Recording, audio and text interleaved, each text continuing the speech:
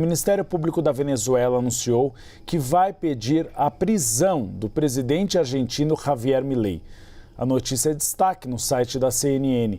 O procurador-geral da Venezuela disse que também serão pedidas as prisões da irmã de Milei e secretária-geral da presidência, Karina Milei, e da ministra da Segurança, que também foi candidata à presidência da Argentina, a Patrícia Bullrich.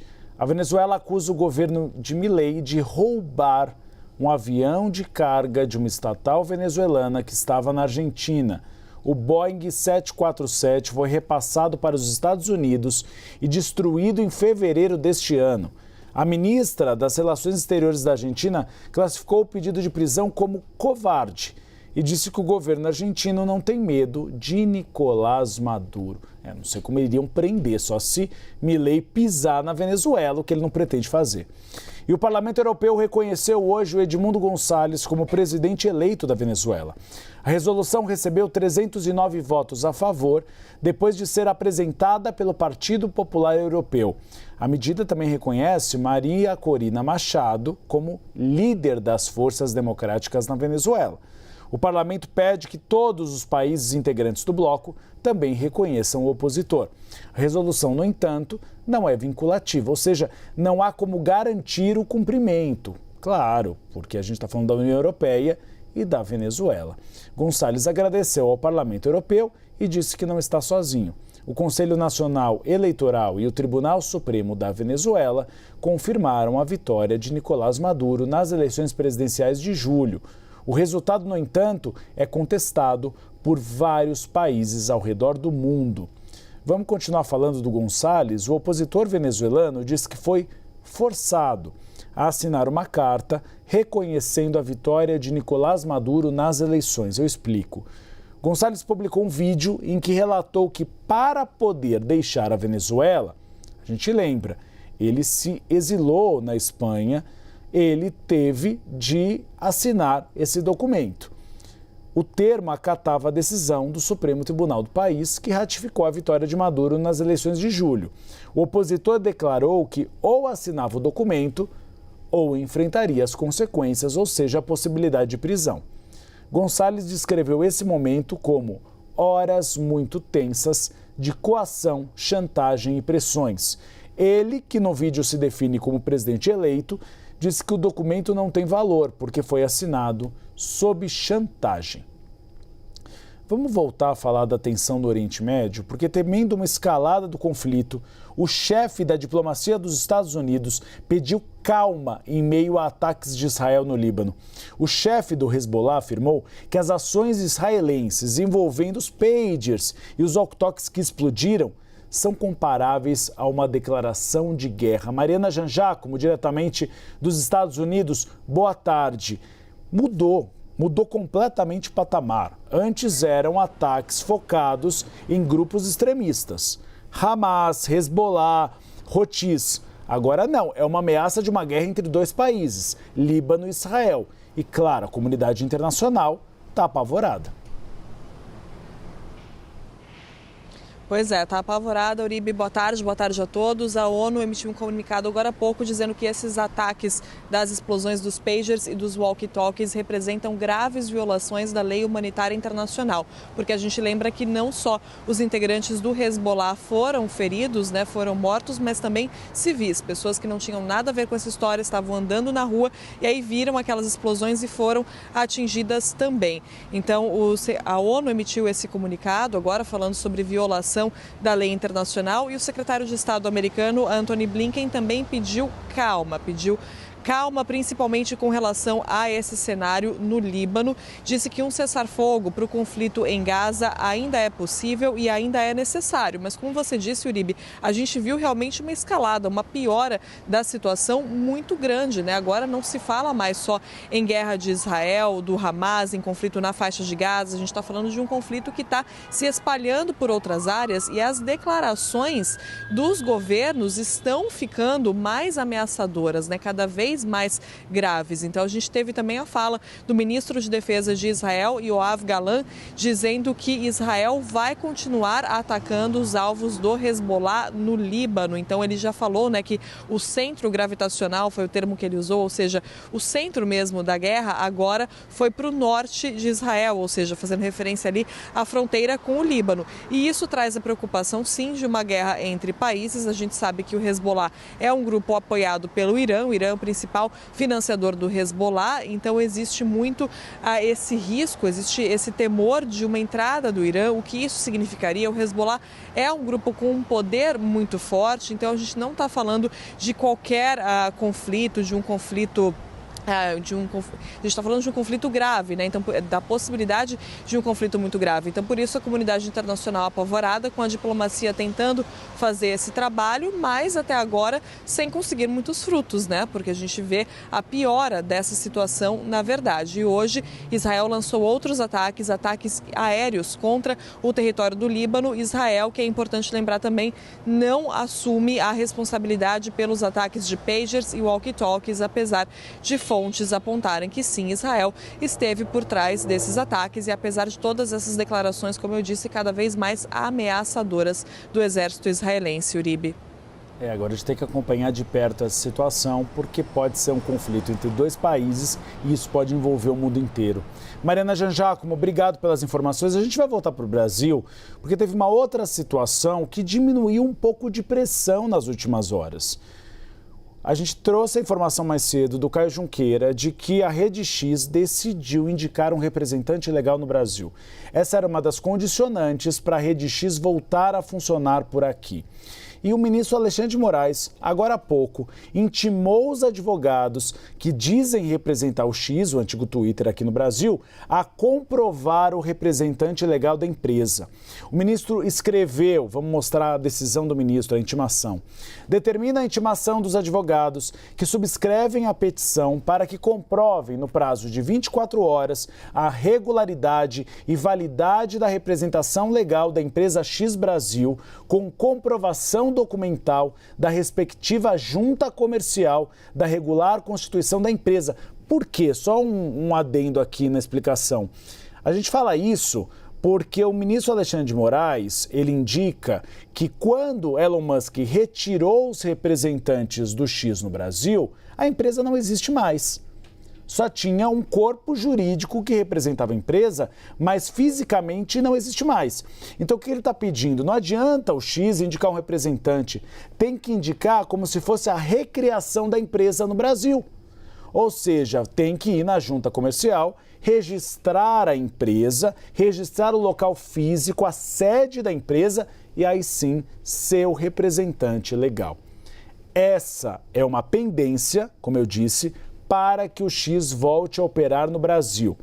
A gente mostrou mais cedo outra informação do Caio Junqueira de que os advogados diretamente envolvidos nessa negociação entre a rede social e o Supremo Tribunal Federal informaram que em breve será anunciado um representante legal da rede no Brasil, não um advogado que represente judicialmente, uma espécie de CEO, um diretor, alguém administrativamente responsável pela rede social.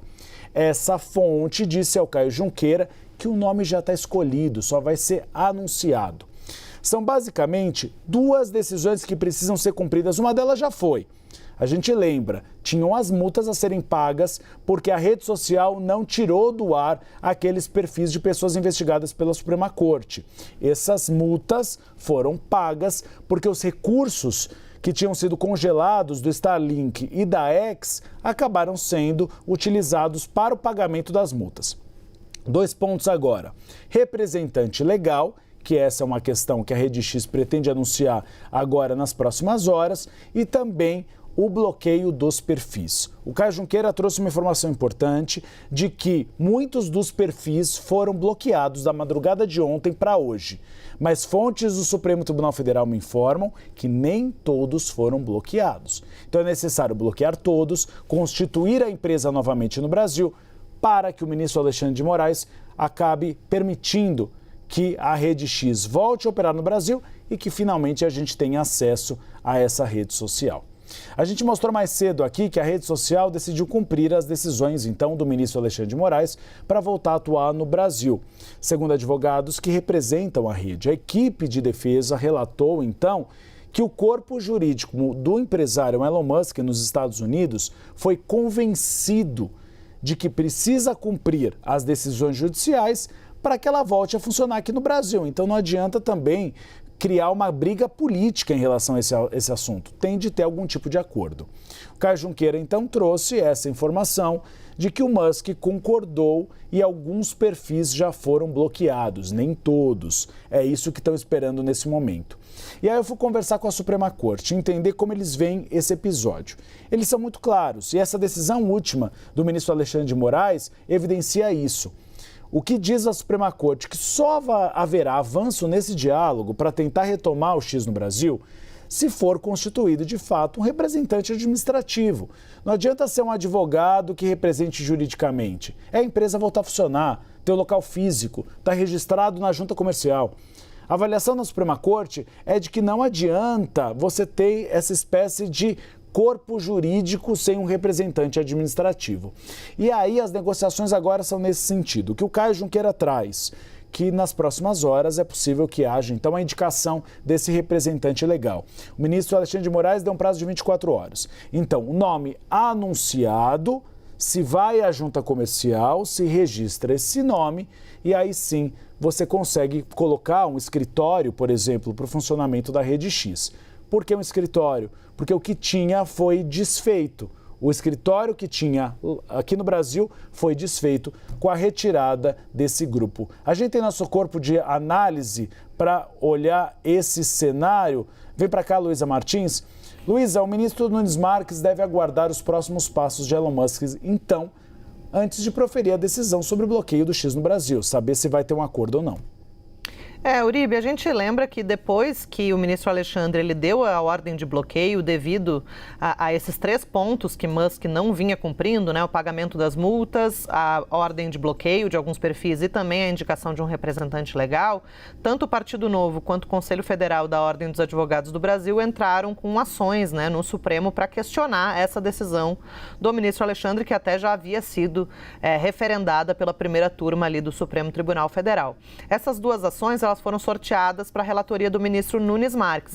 Inicialmente, ele deu um despacho afirmando que entendia que, pela delicadeza do tema, poderia isso ser levado ao plenário, mas que pediu informações ali às partes, para a AGU e para a Procuradoria-Geral da República.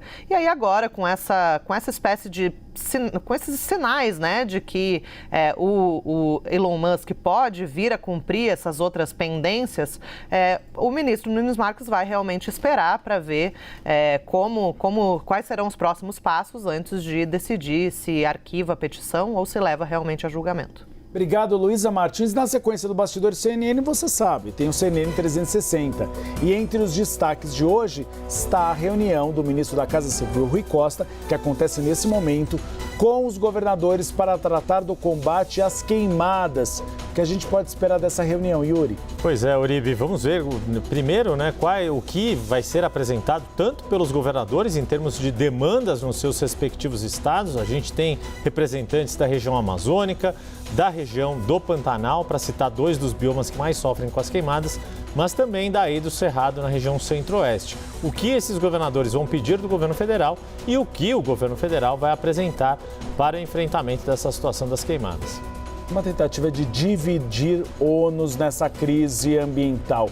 Yuri Pita, daqui a pouco eu estou acompanhando vocês, mas aqui no Bastidor CNN, informação até a última hora. Um incêndio atinge um viaduto na Avenida 23 de Maio, agora no bairro da Liberdade, em São Paulo, e acabou interditando a via. Vocês veem as imagens. Segundo os bombeiros, moradores de rua abrigados no local teriam ateado fogo em objetos e lixo. Até o momento, não há o registro de vítimas. Testemunhas que passam pelo local relataram muita fumaça e chamas altas, como vocês veem, queimando o viaduto inteiro. O Centro de Gerenciamento de Emergências segue monitorando a situação. Não dá tempo de mais nada, você fica agora com o CNN Mercado e logo depois vem o 360 com o Yuri Pita e a Débora Bergamasco. Pense bem, pense CNN. Até amanhã ao meio-dia.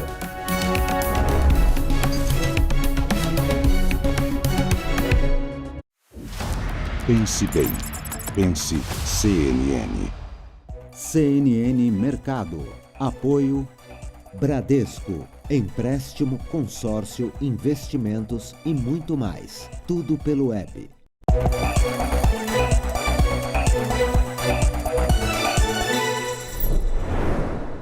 Olá, boa tarde. Bem-vindos à terceira edição do CNN Mercado. Dia de repercussões no mercado financeiro. No pós-super quarta, o dólar segue recuando frente ao real pelo 6º dia consecutivo.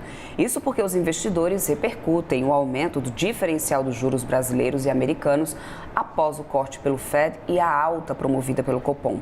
A perspectiva de taxas cada vez mais baixas na economia norte-americana fazem o dólar cair frente a diversas moedas ao redor do planeta. O Ibovespa opera com bastante volatilidade, com o mercado se prendendo às reações negativas às decisões de ontem. A Bolsa Paulista se descola do desempenho de Wall Street. E falando em bolsas americanas, as 3 operam no azul hoje. Destaque para a Nasdaq, que sobe quase 3% nesse momento. Dow Jones beira uma alta de 2%.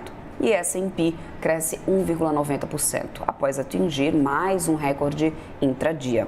9 dos 11 setores do índice registraram ganhos liderados pelas ações de tecnologia. E a arrecadação federal atingiu o 2º recorde mensal consecutivo em 2024. Segundo a Receita Federal, o governo arrecadou 201,6 bilhões de reais em agosto. Uma alta de pouco mais de 11% em relação ao mesmo período de 2023. Em nota, o fisco afirmou que esse aumento arrecadatório foi puxado pela aceleração do emprego e o recolhimento de alguns impostos previdenciários. No acumulado entre janeiro e agosto desse ano, outro recorde. Nesse período, a arrecadação alcançou um valor de 1,7 trilhão de reais, o maior em 30 anos. E o governo vai gastar nesse ano 28 bilhões de reais fora do arcabouço para combater os eventos climáticos extremos. Esse valor considera valores destinados ao combate às enchentes no Rio Grande do Sul e nas queimadas da Amazônia e do Pantanal. Foram 27,4 bilhões de reais destinados à calamidade gaúcha e 514 milhões de reais para o combate aos incêndios. O primeiro gasto foi concedido via decreto legislativo.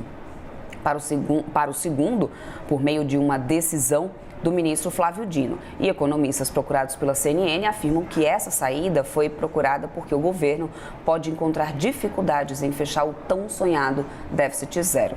Você pode conferir mais detalhes no texto do Pedro Zanata e do Danilo Moliterno no site da CNN Brasil, na aba Economia. O CNN Mercado volta às 10 para as 6 da tarde com mais atualizações e você fica agora com o CNN 360. Boa tarde.